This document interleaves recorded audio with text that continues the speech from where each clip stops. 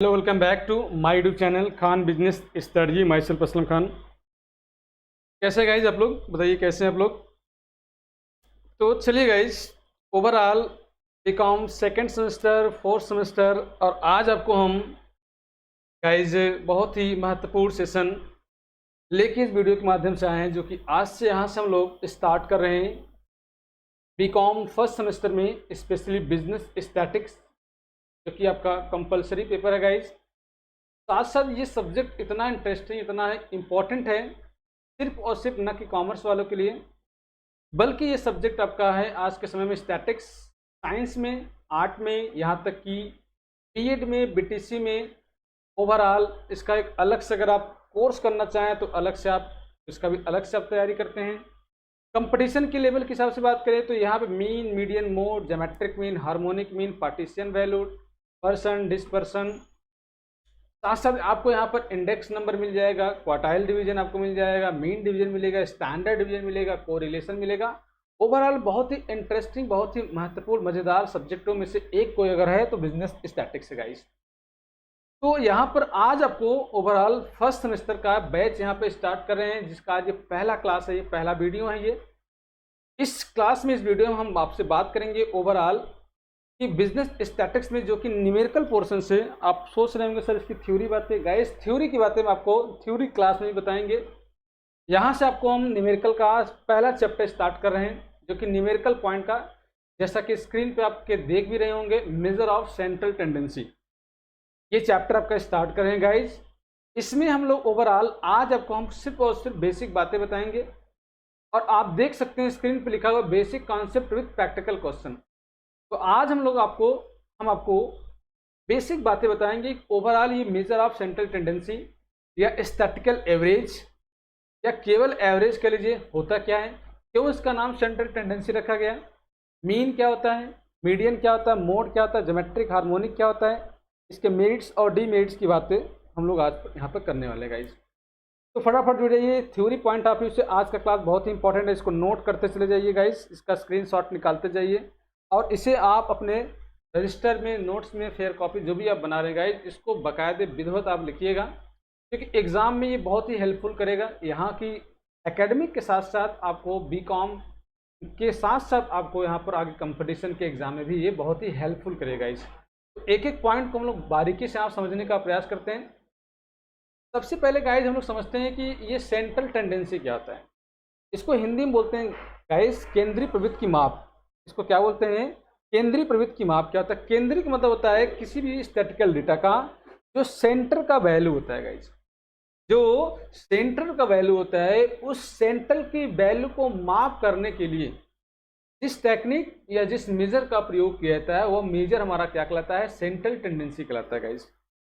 Central tendency जो आपका central की पॉइंट है, जैसे गाइज मैं आपसे यहाँ थोड़ा मैं बात करना चाहूँ, ये देखिए, जैसे मान लीजिए एक डेटा है, ये 5, 6, 7, 8,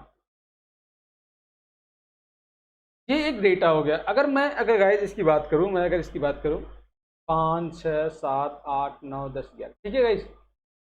अगर हम गाइज इसकी बात करें तो मान लीजिए हम इसको एक सेंट्रल वैल्यू मान ले रहे हैं, एक ऐसा किसी प्रकार का कोई भी डेटा या वैल्यू जो पूरे स्टैटिकल सीरीज को रिप्रेजेंट करे, जो पूरे स्टैटिकल सीरीज को रिप्रेजेंट करता है, वही हमारा कहलाता है सेंट्रल वैल्यू कहलाता है।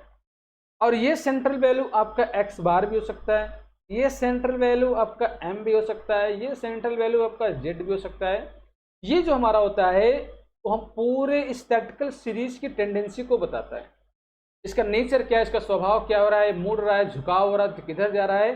तो एक ऐसा डेटा पूरे स्टैटिकल सीरीज में जो पूरा सीरीज को आइडेंटिफाई करता है, जो पूरे सीरीज को आइडेंटिफाई करता है, वही हमारा कहलाता है सेंट्रल टेंडेंसी। बीच का ऐसा कोई पार्ट, अगर गाइज यहाँ पर मुझे एक्स बार इसको निकालना होता है, एक्स बार निकालना होता है, तो आप क्या करते हैं, ऑब्जर्वेशन ऑफ ऑल, इसको सबको जोड़ते, सर आप यहाँ 5, 6, 7, 8, 9, 10, 11 जोड़ते, यहाँ पे जोड़ते एक्स करते अपॉन एन कर देते, मीन्स यहाँ पे सबको जोड़ते 1, 2, 3, 4, 5, 6, 7 से हम लोग यहाँ क्या करते हैं, जोड़ने के बाद भाग करते हैं।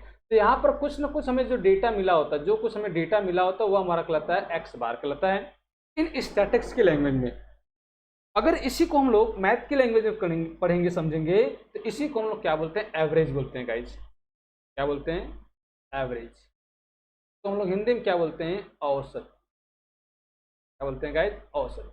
औसत के लिए भी सेम आपका होता है। तो यहाँ पर एक डेटा आपको फाइंड आउट होगा, एक डेटा आपको फाइंड आउट होगा जो ये पूरे सीरीज को क्या करेगा, रिप्रेजेंट करेगा।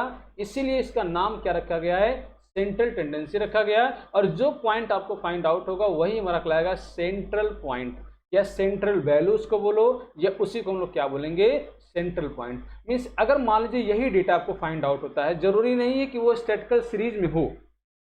यहाँ पर जो भी आपको डेटा यहाँ पे फाइंड आउट होगा एक्स बार के रूप में, जरूरी नहीं कि वह सीरीज में हो, मे भी कुछ भी हो सकता है यहाँ पर 7.2 हो, 7.8 है या 9.2 हो, जरूरी नहीं कि वो हो चाहे ना हो। तो वो क्या करेगा, पूरे स्टैटिस्टिकल सीरीज को क्या करेगा, रिप्रेजेंट करेगा। इसीलिए इसका नाम रखा गया सेंट्रल टेंडेंसी। मीन्स एक सेट होता है, ये सेट को क्या करता है, रिप्रेजेंट करता है गाइस।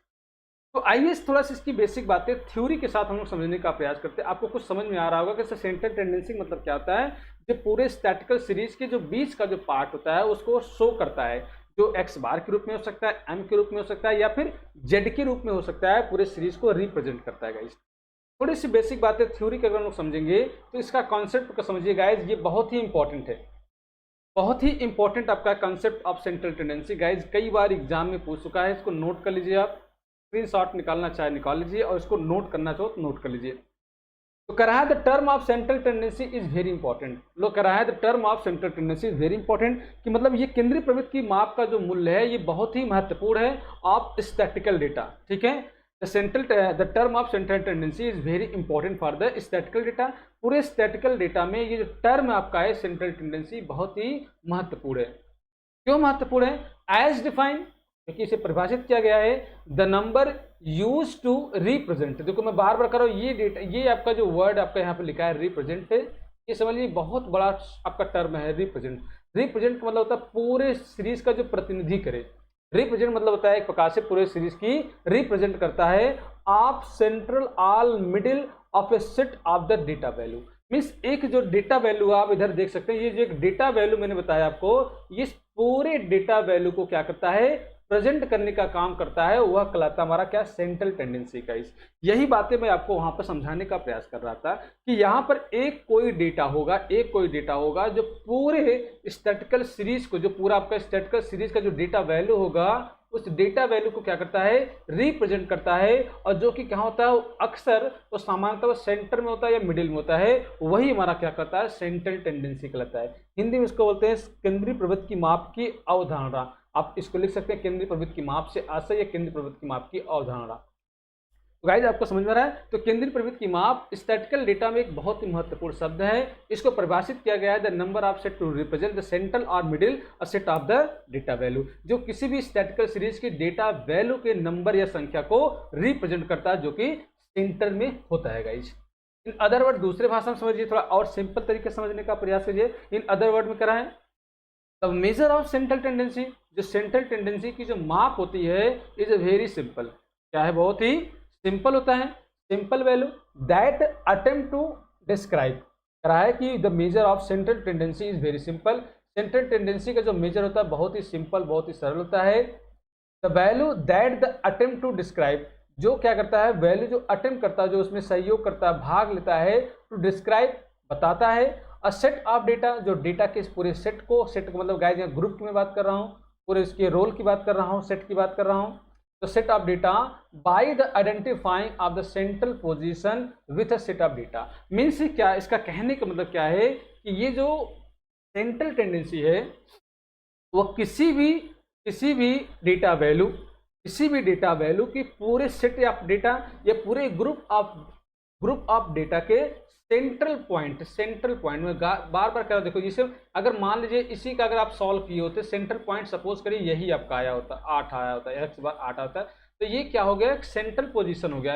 ये एक सेंट्रल पोजीशन को क्या करता है, पूरा शो करता है, अ सेट ऑफ डेटा। ये जो हमारा डेटा है, जो आप यहाँ से देख रहे हैं 5 6 7 8 9 10 11 है, ये पूरा जो सेट है, इस सेट की जो डेटा है वो उसकी सेंट्रल पोजीशन को क्या करता है, शो करने का काम करता है गाइस।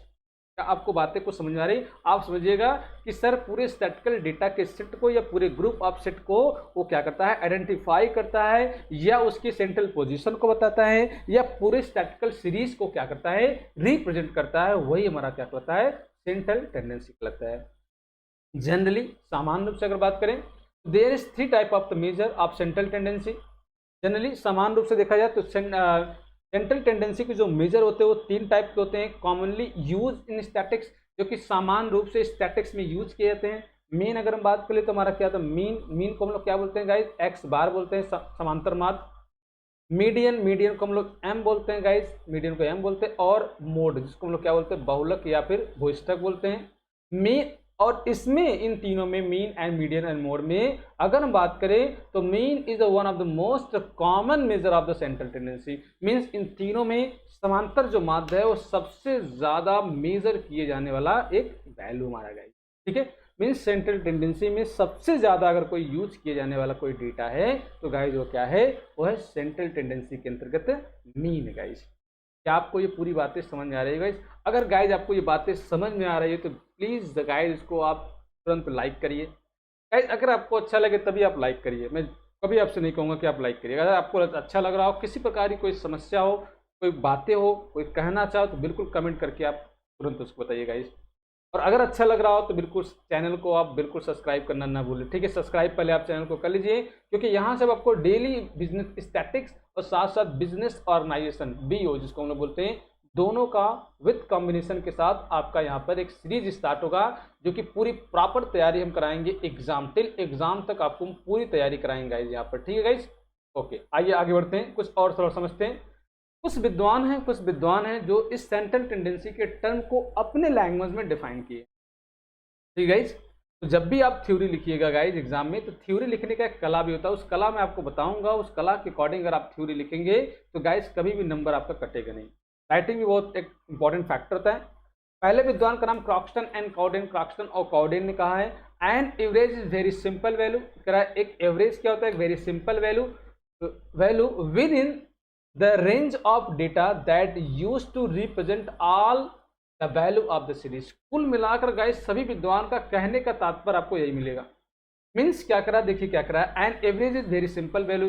एक औसत क्या है, एक सामान्य हमारा क्या है, एक वैल्यू होता है, सिंपल वैल्यू होता है with in the range of the data. जो भी हमारा डेटा होता है, सपोज करिए ये हमारा 2 4 6 8 10 12, ये हमारा डेटा का जो रेंज है are to be use the represent. ये क्या करता है, किसी एक का, यहाँ मान लीजिए एक सेंट्रल वैल्यू को ये फाइंड आउट होता है, एक्स बार को फाइंड आउट होता है, ये रिप्रेजेंट करेगा all the value of the series. ये पूरी जो सीरीज आपका है, इस सीरीज को क्या करेगा, रिप्रेजेंट करेगा, और ये इसकी फाइनेंशियल पोजीशन, ये सेंट्रल पोजीशन को शो करेगा भाई।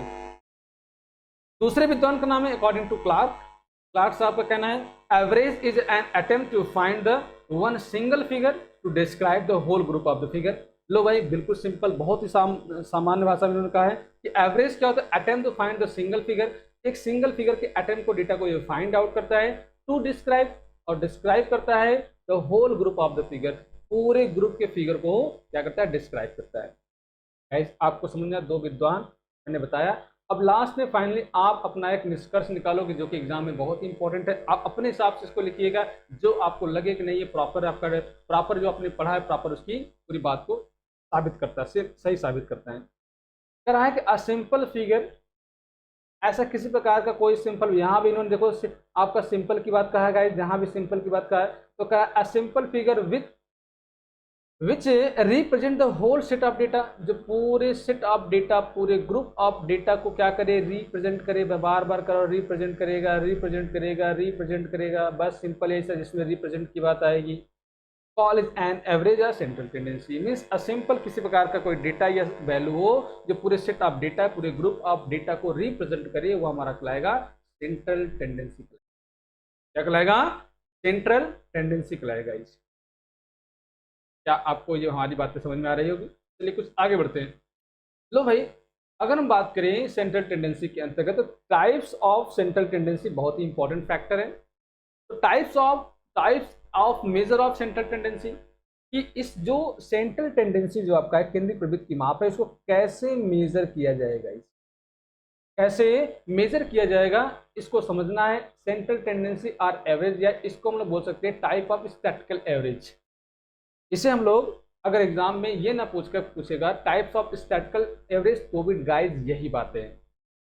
इसमें दो बातें आपको यहाँ मैं बताना चाहूँगा। एक तो हमारा यहाँ पर एक मैथमेटिकल एवरेज जिसको हम लोग बोलते हैं गणितीय माध्य, और एक हमारा क्या होता है पोजीशन एवरेज जिसको हम लोग बोलते हैं स्थिति माध्य। गाइस इसको क्या बोलते हैं? स्थिति। ये पोजीशन को शो करता है, और ये हमारा क्या करता है गणितीय, ये हमारा क्या होता है गणितीय माध्य कहलाता है गाइस। ठीक है, जो गणितीय माध्य को प्रेजेंट करता है। एमसीक्यू सवाल में आप पूछ सकते हैं कौन सा गणितीय माध्य कौन सा स्थिति माध्य। तो अगर हम लोग बात करें गाइस मैथमेटिकल एवरेज में, जो हमें पढ़ना है तीन बातें पढ़ना है। एक तो हमें पढ़ना है अर्थमेटिक मीन पढ़ना है। क्या पढ़ना है गाइस? अर्थमेटिक मीन, जिसको हम लोग क्या बोलते हैं समांतर माध्य बोलते हैं। दूसरा जो आपको पढ़ना है ज्योमेट्रिक मीन, गुणोत्तर माध्य पढ़ना है। तीसरा आपको पढ़ना है हार्मोनिक मीन, जिसको हम लोग क्या बोलते हैं हरात्मक माध्य। तो तीन बातें आपको यहाँ पढ़ना है गाइज। ये तीनों हमारा क्या है मैथमेटिकल एवरेज। ध्यान रखिए गाइज, अगर आपसे कोई पूछे geometric mean, harmonic mean and arithmetic mean, तो कौन सा मीन ये आपका एवरेज है? ये हमारा क्या है मैथमेटिकल एवरेज है।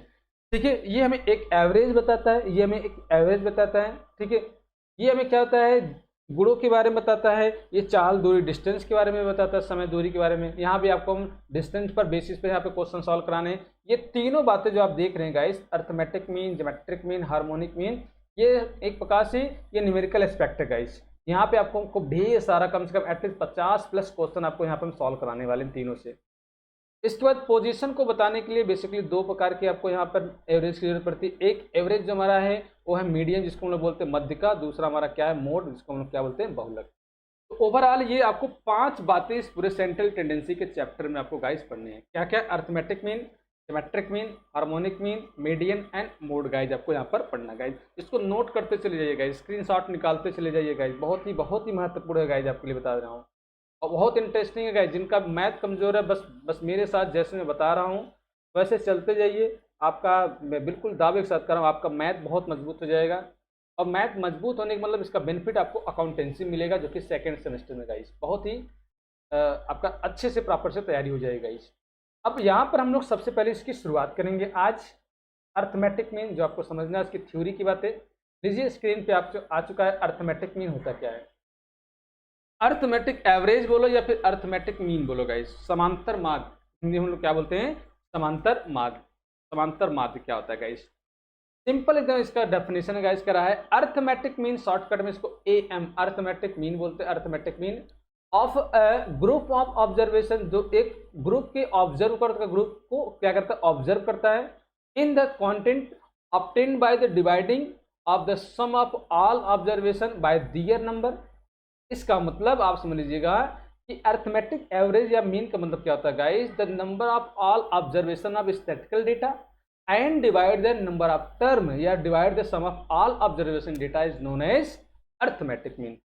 हिंदी में इसका मतलब क्या हुआ गाइस, जब पदों की संख्या के योग में, मीन जितने भी हमारे पास टर्म है, पदों की जो संख्या है का योग करिए, जितने भी हमारे पास टर्म है उनको योग करिए, उसका टोटल करिए, और उसमें जितने भी नंबर है मीन्स संख्या से n से हम क्या करेंगे डिवाइड करेंगे, तो जो मान मिलेगा वो हमारा क्या कहलाएगा x बार कहलाएगा गाइस। उसके हम लोग क्या बोलते हैं x बार। तो means the observation of all statistical data and divide the number of all observation of the data या divide by number of term of the data is known as x bar guys. पदों की संख्या के योग में पदों की संख्या से भाग करने पर जो मान मिलेगा वो हमारा क्या कहलाएगा समांतर माध्य कहलाएगा। जैसे गाइस ये हो गया 2, ये हो गया 3, ये हो गया 4, ये हो गया 5, ये हो गया 6। अगर मैं इसका समांतर माध्य निकालना हो तो आप कहोगे सर 2 3 5 5 4 9, ठीक है 9 और 9 5 14, 14 6 20, ये कितना हो गया ये 20 हो गया। 1 2 3 4 5, 5 से इसमें भाग कर दीजिए, 5 से इसमें भाग करेंगे 5 1 5 चौक 20। इसका मतलब क्या हो गया हमारा x बार क्या हो गया 4 आ गया। अब ये मेरा क्या हो गया सेंट्रल वैल्यू हो गया गाइस, ये क्या हो गया सेंट्रल वैल्यू हो गया, जो ये पूरे सेट को क्या कर रहा है रिप्रेजेंट कर रहा है। ठीक है, पूरे सेट को रिप्रेजेंट कर रहा है, यही तुम्हारा सेंट्रल टेंडेंसी हुआ। अब सेंट्रल टेंडेंसी के अंतर्गत हम लोग x बार कैलकुलेट कर रहे हैं, तो x बार हमारा क्या हो जाएगा इसका 4। आप समझ में आ रहा है गाइस? बहुत अच्छा गाइड। उम्मीद करें आपको बहुत बेहतरीन समझ में आ रहा होगा, बहुत अच्छा लग रहा होगा गाइस। अच्छा लग रहा है तुरंत एक लाइक करिए, एक लाइक तो बनता है आपके लिए। इट्स डिनोटेड बाई एक्स बार, ये एक्स नहीं गाइस, ये एक्स बार है, यहाँ पे एक बार का सिंबल लगा दीजिए, ये एक्स बार है। आर एम, या इसको अर्थमेटिक मीन बोलते हैं। अब गाइज यहाँ पर जो आपको समझना है, यहाँ पे आपको जो समझना है वह इसके मेरिट्स और डीमेरिट्स, इसके मेरिट्स और डीमेरिट को समझना है गाइज। एग्जाम में बहुत पूछता है ये। समांतर माध्य क्या होता है, इसके गुण और दोष होता है। मेरिट्स मतलब गुण की बात कर रहा है और डीमेरिट्स मतलब दोष। तो मेरिट्स की बात करें तो सबसे पहले मेरिट्स को हम लोग समझ लेते हैं। पहला जो इसका मेरिट्स है, करा सिंपल टू कैलकुलेट। इसको कैलकुलेट करने में बहुत ही सिंपल, बहुत ही आसानी होता है। इसमें किसी प्रकार का कोई डाउट, किसी प्रकार कोई हेजिटेशन, डर नहीं होता है। सिंपल बोल को बहुत ही आसान होता है। दूसरी सबसे बड़ी बात ये इजी टू अंडरस्टैंड, इसको समझना बहुत आसान है। पहली इसकी क्या है विशेषता, या पहले इसके क्या है गुण किया थे, तो आसानी से कैलकुलेट करेंगे, आसानी से हम लोग क्या करेंगे समझ लेंगे। और बेस ऑन ऑल आइटम, ये जो हमारा क्या होता है एक्स बार जो होता है वो सभी आइटम पर बेस्ड होता है। इसका मतलब ये नहीं कि हम 2 को ले, 3 को ले, 4 को छोड़ दे, 5 को ले, 6, किसी को छोड़ नहीं सकते। अगर एक भी डेटा यहाँ पर नहीं रहेगा तो हमें एक्स बार निकालने में प्रॉब्लम हो जाएगी, तो मिस हो जाएगा यहाँ पर डेटा, ठीक है। तो ये सभी पर डिपेंड करता है, तो इसलिए बेस होता है क्या ऑल डेटा। और क्या है नो नीड फॉर अरेंजिंग, यहाँ पर आपको अरेंज करने की कोई ज़रूरत नहीं पड़ेगी गाइस। हम आपको अगर मीडियन जब पढ़ाएंगे तो मीडियन में आपको मालूम होगा, आप पढ़े होंगे अगर हाई स्कूल में तो आपको मालूम होगा, या फिर और क्लास से पढ़े होंगे कि मीडियन को हमें अरेंज करना पड़ता है असेंडिंग या डिसेंडिंग आर्डर में। बट मीन में ऐसा कुछ भी नहीं है, आगे हम आपको बताएंगे भी असेंडिंग आरोही अवरोही क्रम। तो मीडियन के केस में आपको कन्वर्ट करना पड़ता है, क्वार्टाइल के केस में, परसेंटाइल के केस में, डिसाइल के केस में आपको अरेंज करना पड़ता है। बट यहाँ ऐसा कुछ भी नहीं है। तो यहाँ इसकी सबसे बड़ी विशेषता है सिंपल कैलकुलेट, आसानी से समझ में आपको आ जाएगा, सभी पर डेटा पर आधारित है। और दूसरा क्या करा सबसे लास्ट में, चौथा कि इसको रीअरेंज करने की कोई दिक्कत नहीं, मीन्स जैसे दिया वैसे डायरेक्ट सॉल्व करो, नो अरेंज करो आप किसी डेटा में, चाहे वो आपका इस रूप में असेंडिंग हो चाहे डिसेंडिंग। डीमेरिट समझ लीजिए, अगर कुछ अच्छाई भी है तो कुछ कमियां भी है। पहला कमी जानते हो क्या कह रहा है guys, no use of the graphical method, इसमें किसी प्रकार का कोई ग्राफिकल चार्ट का, किसी प्रकार ग्राफिक पेपर का इस्तेमाल नहीं होता है।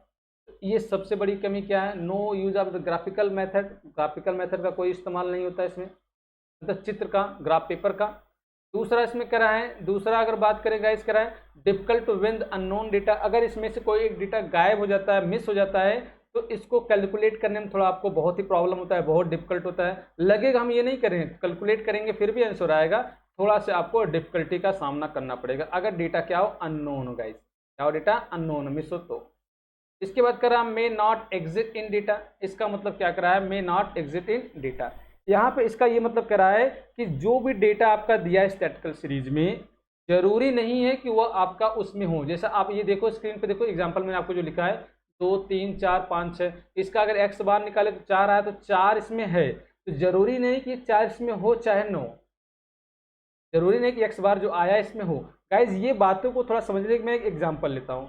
जैसे मैं मान लीजिए एक डेटा मैं ले रहा हूँ 10 16 14 और 8, ये 4 फिगर आपका 10 16 14 और 8।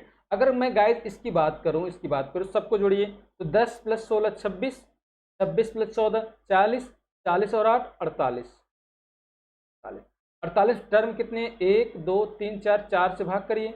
अगर 4 से इसमें भाग करते हैं गाइस तो आपका आ रहा 12 चौक 48। इसका मतलब एक्स बार हमारा क्या आ गया आंसर, 12 आ गया, 12 आ गया गाइस। अच्छा मुझे बताओ क्या इसमें ये 12 है, आप कहोगे सर 12 तो है ही नहीं, बट 12 इसके अंदर है और रिप्रेजेंट करेगा।